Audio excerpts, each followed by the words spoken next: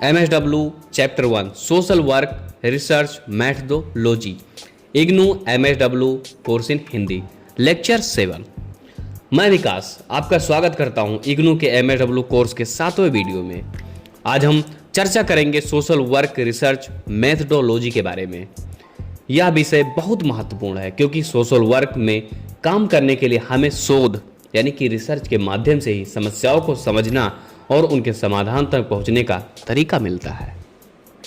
Research methodology का महत्व। Social work में रिसर्च मेथोडोलॉजी का क्या महत्व है, उद्देश्य क्या है और सोशल वर्क के प्रकार कितने हैं, कैसे किया जाता है, ये सभी चीज़ों के बारे में आज हम इस वीडियो में विस्तार से जानेंगे। तो बने रहिए विकास जायसवाल के साथ में। हमारे चैनल पे समाज में समस्याओं की पहचान करना, समाधान के लिए योजनाएं तैयार करना, पहलुओं का मूल्यांकन करना, इसलिए रिसर्च हमें यह समझने में मदद करता है कि किसी विशेष सामाजिक समस्या का समाधान कैसे निकाला जा सकता है। सोशल वर्क रिसर्च के प्रकार। अब हम बात करेंगे सोशल वर्क के रिसर्च के प्रकार। सोशल वर्क के रिसर्च के प्रकार जो कि 3 भागों में बांटा गया है। नंबर फर्स्ट, बेसिक रिसर्च, मूलभूत शोध। यह शोध समाज की समस्याओं और उनके बुनियादी पहलुओं को समझने के लिए किया जाता है। उदाहरण, समाज में गरीबी की प्रवृत्तियों को जानना। अप्लाइड रिसर्च, प्रायोगिक शोध।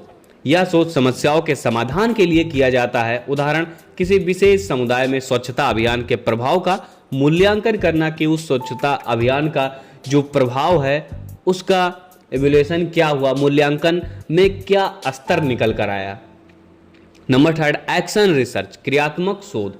यह एक विशेष समूह या समुदाय में सीधे बदलाव के उद्देश्य को किया जाता है। उदाहरण, ग्रामीण क्षेत्र में महिलाओं के शिक्षा अभियान। जैसे कि ग्रामीण क्षेत्रों में महिलाओं के शिक्षा को बढ़ावा देने के लिए अभियान चलाए जा रहे हैं, तो उस अभियान का स्तर क्या है, उससे आउटपुट क्या निकल रहा है, कुछ बेनिफिट हो रहा है या नहीं हो रहा है। अब हम आगे वीडियो में बात करेंगे सोशल वर्क रिसर्च की प्रक्रिया। सोशल वर्क रिसर्च की कितनी प्रक्रिया है और क्या क्या प्रक्रिया हो सकती है। सोशल वर्क रिसर्च की प्रक्रियाएं के बारे में बात करें तो कई सारी प्रक्रियाएं हैं। नंबर फर्स्ट, प्रॉब्लम आइडेंटिफिकेशन, समस्या की पहचान करना। समस्या की पहचान से आप समझ ही रहे होंगे कि कोई समस्या है, उसे पहचान करना कि एक्चुअल में वो समस्या है क्या। शोध की शुरुआत समाज में किसी समस्या की पहचान से होती है। उदाहरण, स्वास्थ्य में सुधार की आवश्यकता या बेरोजगारी। नंबर सेकंड, लिटरेचर रिव्यू, साहित्य समीक्षा। इसके बाद शोधकर्ता उस समस्या पर पहले किए गए शोध का अध्ययन करते हैं, यानी कि जो पहले शोध किया गया है उस पर क्या करते हैं, अध्ययन करते हैं, एक स्टडी रिपोर्ट बनाते हैं। यह जानकारी इकट्ठा करते हैं और ये जानकारी को लेने में मदद करती है। नंबर थर्ड, रिसर्च डिजाइन, शोध डिजाइन। शोध की योजना बनाई जाती है कि डेटा कहाँ से, कैसे और किससे इकट्ठा किया जा सके। इससे आप समझ रहे होंगे कि कोई डेटा अगर आपको लेना है तो आप कहाँ से लेंगे, कौन आपको डेटा देगा और कैसे आप इकट्ठा करेंगे, ये मेथोडोलॉजी अपनाई जाती है। नंबर 4, डाटा कलेक्शन, डेटा संग्रह। इस चरण में निर्धारित विधियों के अनुसार डेटा को एकत्रित किया जाता है। उदाहरण, सर्वेक्षण, साक्षात्कार या समूह चर्चाएं। जैसे कि आप ऊपर देख रहे होंगे कि पहले आप प्रॉब्लम आइडेंटिफाई करेंगे एंड देन समीक्षा करेंगे, उसके बाद शोध डिजाइन करेंगे कि कैसे किस हिसाब से शोध किया जाए, कहाँ से कैसे डाटा कलेक्ट होगा। डाटा कलेक्शन जो कि फोर्थ की हम बात करें कि एकत्रित किया जाता है। जो भी चीज़ें होती है, जो भी मुद्दे होते हैं, जो भी प्रोजेक्ट होता है, उसका क्या करना है, आपको किसी न किसी माध्यम से, जैसे सर्वेक्षण के माध्यम हुआ या इंटरव्यू माध्यम हुआ या समूह चर्चा माध्यम हो, अलग अलग कोई भी माध्यम हो सकता है। उन माध्यम से क्या करना है, आपको डेटा को कलेक्ट करना है, डेटा को संग्रह करना है। उसके बाद डेटा एनालिसिस, डेटा विश्लेषण। जब आपके पास सारी चीज़ें सब कुछ आ गई तब क्या करेंगे, आप डेटा विश्लेषण करेंगे। जैसे एकत्रित डेटा का विश्लेषण किया जाता है जिससे हम उस डेटा से महत्वपूर्ण जानकारी प्राप्त कर सकते हैं। जो भी आपके पास डाटा है उससे आपको क्या लेना है, कौन सी जानकारी लेना है, वो महत्वपूर्ण जानकारी को आप विश्लेषण करते हैं। एंड देन इसके बाद कंडीशन एंड रिकमेंडेशन, निष्कर्ष और सिफारिश। अंत में शोध के निष्कर्ष निकाले जाते हैं जिसे आप आउटपुट कहते हैं कि क्या निकला, समस्या का समाधान या सुधार के सुझाव। अब उसके बाद आप 2 चीज़ों को ले सकते हैं, समस्या का सुधार पे आ सकते हैं या सुझाव दिए जा सकते हैं। अब आपको क्या करना है, जब आपके पास डाटा हो गया, निष्कर्ष हो गया, उसके बाद आपके पास दो वे होते हैं, एक समस्या का समाधान होता है, एक सुझाव होता है। अब जो भी आपको कंफर्टेबल लग रहा है, जो भी आपके प्रोजेक्ट हैं, उस मॉड्यूल उस माध्यम से आप उन चीज़ों पे आगे वर्क कर सकते हैं। अब इसके बाद हम बात करेंगे रिसर्च मेथड और टूल्स, यानी कि जो आप रिसर्च कर रहे हैं उसके क्या मेथड्स हो सकते हैं, उसके क्या टूल्स अपनाए जा सकते हैं, कौन कौन से टूल्स हो सकते हैं जिससे आप रिसर्च करेंगे। सोशल वर्क रिसर्च में कुछ सामान्य शोध विधियां और उपकरण होते हैं, तो आइए हम इसके बारे में जानते हैं। जैसे कि नंबर फर्स्ट इसमें क्वालिटेटिव रिसर्च, गुणात्मक शोध।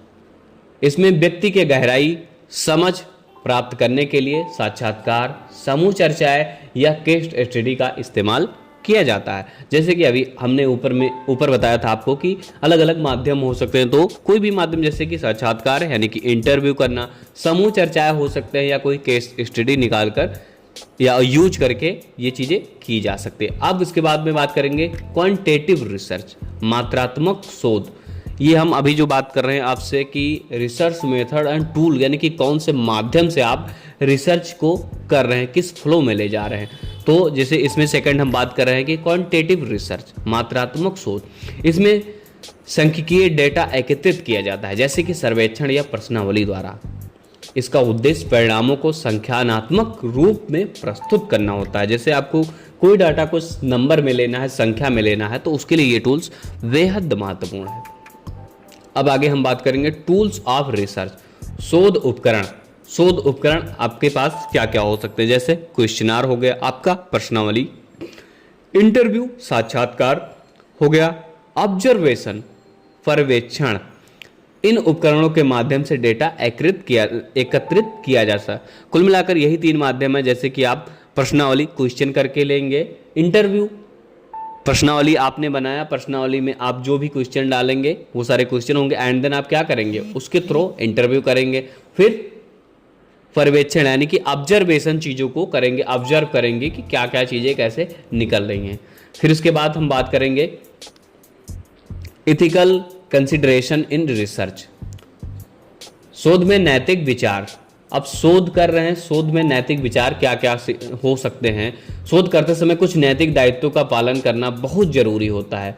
वो क्या क्या हो सकता है, जैसे नंबर फर्स्ट बात करें कि कोई भी आपको इन्फॉर्मेशन, कोई जानकारी दे रहा है, तो क्या किसी अन्य को आप ऐसे ही शेयर कर देंगे? नहीं, वहां पर आपको क्या करना है, गोपनीयता बनाए रखना है, कॉन्फिडेंशियलिटी यानी कि गोपनीयता। शोध में एकत्रित सभी जानकारी को गोपनीय रखी जाती है। क्यों? किसी और से अगर आप किसी और की इंफॉर्मेशन शेयर करते हैं तो वो गलत होगा, वो राइट्स के खिलाफ होगा।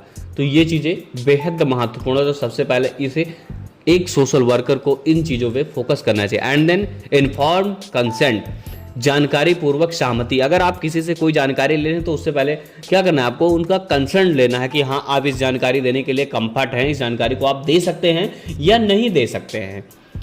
फिर उसके बाद में उनसे उनकी पर्सनल इंफॉर्मेशन, पर्सनल जानकारी आप लीजिए। एंड देन थर्ड बात करेंगे नो हार्म टू पार्टिसिपेंट्स, प्रतिभागी को हानि नहीं पहुंचाना है।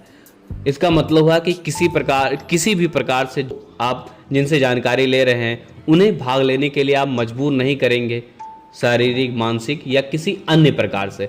स्व इच्छा से उनको अपनी बातों को रखने दीजिए, अपनी बातों को उनको बताने दीजिए, तभी आप सही जानकारी को सटीकता से ले पाएंगे। अगर आप फोर्स कर रहे हैं तो जानकारी गलत हो सकती है। आप कुछ गलत उनके साथ कर रहे हैं शारीरिक या मानसिक तौर पे, तब भी वो जानकारी गलत हो सकती है। तो आपको नो हार्म अपनाना है, बिल्कुल भी आपको हानि नहीं पहुंचाना है। एंड देन लास्ट भाग में अब हम बात करेंगे, अगर आपको यह वीडियो उपयोगी लगा हो तो लाइक शेयर जरूर करें और कमेंट करके बताइए कि सोशल वर्क रिसर्च के बारे में कौन कौन से जानकारी आप जानना चाहेंगे। मैं अगली वीडियो में उन चीज़ों को प्रस्तुत करूंगा। तो अगली वीडियो में अगर हम बात करें तो सोशल वर्क के उपयोगी यानी कि रिपोर्ट राइटिंग, जो कि बेहद महत्वपूर्ण है, डॉक्यूमेंटेशन, उस पर हम बात करेंगे नेक्स्ट वीडियो में, लेक्चर नंबर 8 पे। तो चैनल को सब्सक्राइब करना ना भूलें ताकि अगली वीडियो का नोटिफिकेशन तुरंत आपको मिल सके। और अपना प्यार बनाए रखें। Keep learning, keep growing, keep smiling. Thank you for watching.